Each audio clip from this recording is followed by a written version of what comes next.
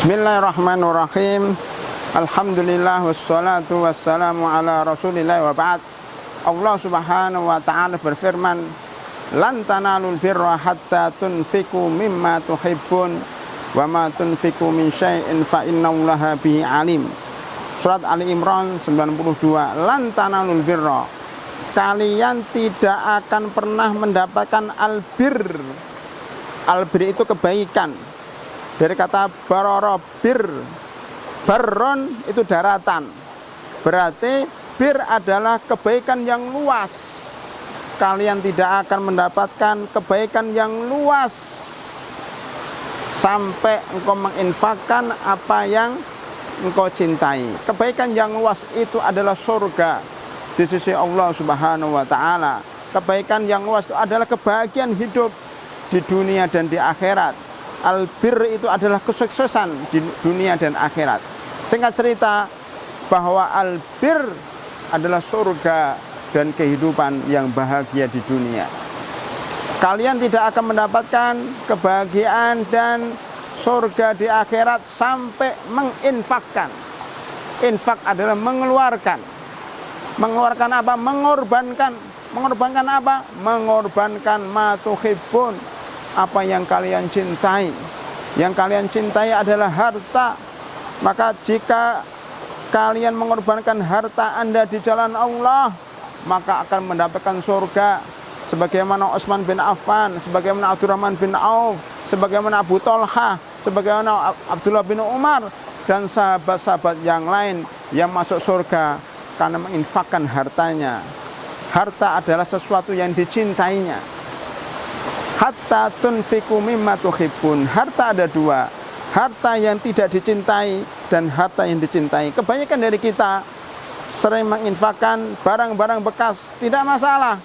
Sering dari kita menginfakkan baju-baju yang bekas, tidak masalah. Tetapi yang paling baik adalah menginfakkan sesuatu yang kita cintai. Abu Thalhah, salah seorang sahabat Rasulullah SAW, ketika mendengar ayat ini, beliau datang kepada Rasulullah, "Ya Rasulullah, kebun kurma dan sumur yang saya miliki ini adalah harta yang paling saya cintai. Maka saya infakkan di jalan Allah Subhanahu wa ta'ala." Memang berat, tetapi ganjarannya adalah surga. Maka surga adalah harga mahal.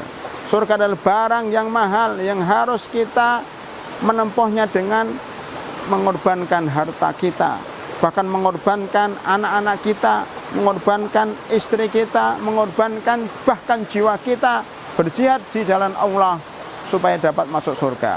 Para ulama menyimpulkan dari ayat ini bahwa kita tidak bisa mendapatkan kebaikan kecuali dengan dua hal, namanya infak dan imsak. Pada bulan Ramadan yang berbahagia ini ada dua hal, infak dan imsak. Infak adalah mengeluarkan apa yang kita cintai. Imsak adalah menahan diri dari apa yang kita cintai. Menahan diri maksudnya menahan diri untuk tidak mengerjakan apa yang dibisikkan oleh hawa nafsu. Nah, umpamanya orang yang kepengen sukses menghafal Al-Quran, dia harus menahan diri untuk tidak bermain-main dengan temannya. Dia menahan diri untuk tidak berjalan-jalan dengan temannya. Dia harus menahan diri untuk tidak tidur, tidak makan banyak. Itu semuanya ditahan untuk mendapatkan kesuksesan, yaitu menghafal Al-Quran. Kalau kita tanya kepada para pengusaha-pengusaha yang sukses, biasanya mereka menahan diri. Orang lain tidur, dia sekolah. Orang lain makan makanan, dia belajar membaca buku, menghafal buku. Dia menjalin relasi sampai capek, bahkan dia kerja pagi dan siang untuk mendapatkan kesuksesan dunia. Artinya sukses itu tidak akan kita dapat kecuali dengan pengorbanan dengan apa yang kita cintai dan menahan diri untuk tidak mengerjakan sesuatu yang kita cintai. Lihatlah orang-orang yang sekolah di luar negeri, mereka meninggalkan anak, istri, bahkan mengorbankan hartanya untuk mencapai cita-cita, yaitu ilmu yang bermanfaat, berguru kepada para ulama.